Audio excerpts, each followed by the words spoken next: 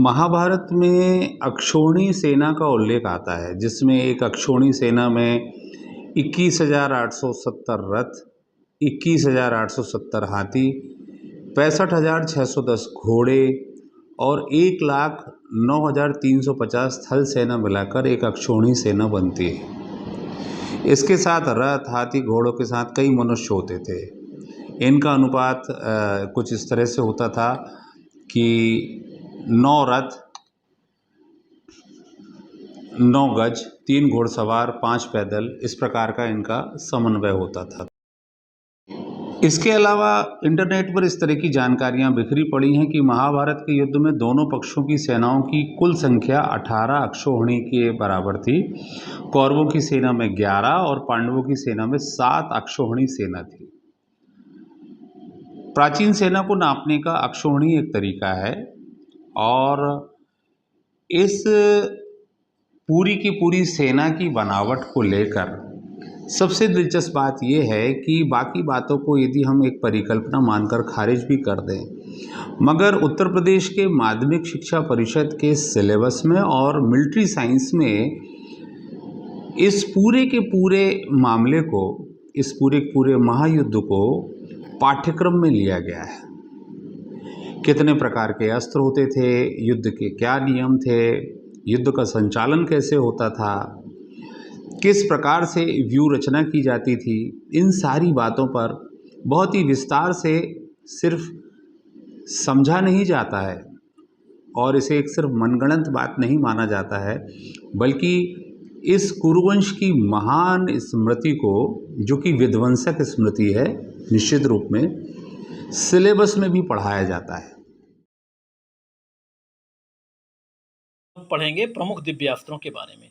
इसके पहले हम लोग युद्ध कला के बारे में पढ़ चुके हैं कि उस काल में युद्ध कला जो होती थी, धर्म युद्ध अधर्म युद्ध दोनों का प्रयोग होता था, लेकिन युद्ध के जो नियम थे वो टूटते भी रहे, बनते भी रहे। ठीक है, जिसका जो स्वभाव था वो करता था। दुर्योधन जो है इन प्रकार विजय में यकीन करता था, इसलिए वो ज़्यादातर नियमों को तोड़ने में यकीन करता था।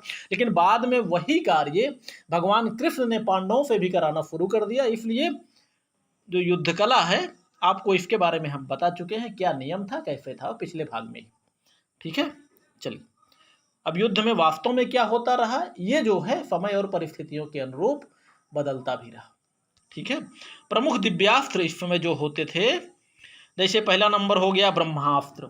ये महान सामूहिक संहारक अस्त्र होता था, जो एक प्रकार से वर्तमान समय के परमाणु बम के समान होता था। ठीक है, दूसरा है वायव्यास्त्र। ये सामूहिक रूप से ये भी शत्रु विनाशक हथियार होता था। तीसरा नंबर अग्नेयास्त्र। ये शत्रु सेना में आग की वर्षा करना, ये जलाने वाला अस्त्र एक प्रकार से होता था।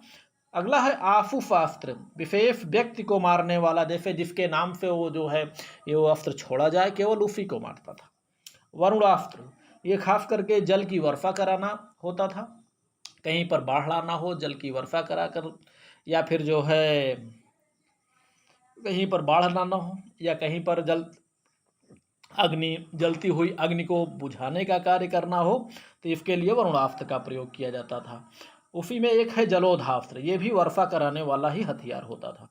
एक है रौद्रास्त्र। ये शत्रु सेना का भयंकर संहार कराने वाला अस्त्र होता था।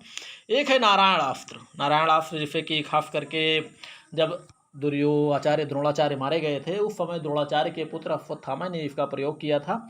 इसमें खास करके ये जो है शत्रु के सेना में आग के गोलों को फेंकने वाला एक अस्त्र होता था, लेकिन यह युद्ध की इच्छा से जो सामने आता था, केवल उसी को मारता था, बाकी और किसी पे आक्रमण ये नहीं करता था। अगला है ऐन्द्रास्त्र। ऐन्द्रास्त्र यह एक प्रकार का संहारक अस्त्र होता था, यह भी। अगला है सर्पास्त्र। यह होता था शत्रु की सेना में सांपों की वर्षा कराने वाला। भाई, शत्रु की सेना में सांपों को फेंका जाता था, सांप जाकर सैनिकों को काट लेते थे, वो मर जाते थे। ठीक है, और अगला है उसकी काट के लिए, सर्पास्त्र की काट के लिए गरुड़ास्त्र का प्रयोग किया जाता था, जो शत्रु सेना में गरुड़ों को फेंका जाता था और वही गरुड़ सांपों को खा जाते थे। ठीक है, तो सर्पास्त्र को शांत करने के लिए गरुड़ास्त्र का प्रयोग किया जाता था। ठीक है, मुक्त संहारिका। यह शस्त्र अपने कार्य करने के बाद वापस लौट आता था। पास जो है इसी प्रकार का शस्त्र, पास का मतलब बांधने वाला अस्त्र होता था, तो खास करके यह अस्त्र जो होता था, ये अपना कार्य करने के बाद वापस आ जाता था। सुदर्शन चक्र, इसे सब लोग परिचित होंगे। ये भगवान कृष्ण का अस्त्र है जो कि मंत्र शक्ति से ही हमेशा संचालित होता था। ठीक है, भगवान कृष्ण श्रीहरि विष्णु चलाते थे, जो इच्छित व्यक्ति का संहार करने के बाद वापस आ जाता था। अब यहाँ पर हम देखेंगे कुछ प्रमुख योद्धाओं के प्रसिद्ध शंख। अर्जुन के शंख का नाम था देवदत्त, भगवान कृष्ण के शंख का नाम पांचजन्य, सहदेव का मणिपुष्पक, भीष्म का गंगनाभ, कर्ण का हिरण्यगर्भ, दुर्योधन का जो शंख था वो विदारक, नकुल का सुघोष, भीम का जो था वो पौंड्र, युधिष्ठिर का शंख अनंत विजय, धृष्टद्युम्न का शंख यज्ञघोष। जो प्रमुख रथ होते थे वो इस प्रकार हैं। कुछ योद्धाओं के, जिनके योद्धाओं के हमें मिला है, जो हमको पता है उसको आपको बता देते हैं, जो नहीं पता है उसके बारे में हम नहीं बता पाएंगे। ठीक है, कृष्ण के रथ का नाम था गरुड़ध्वज, भीष्म के रथ का नाम था गंगोध। और प्रमुख योद्धाओं के धनुष जो थे, प्रमुख लिखे हैं मित्रों, यहाँ थोड़ा सा मिसप्रिंट हुआ है, ये प्रमुख नहीं है, ये है मित्रों प्रमुख। ठीक है, इसको आप लोग समझ लीजिएगा, ये प्रमुख है। ठीक, अर्जुन के धनुष का नाम गांडीव था, कर्ण के धनुष का नाम विजय, बलराम का धनुष रौद्र, भगवान कृष्ण का धनुष जो था वो फारंग था, राम का धनुष जो था उसका नाम था कोदंड, भगवान विष्णु का भी धनुष था फारंग, भगवान शिव का धनुष है पिनाक। ठीक है, तो मित्रों ये आपको जरूर थोड़ा बहुत समझ में आया होगा। ठीक है, बाकी आप लोग पढ़िए लिखिए, मस्त रहिए, खुश रहिए।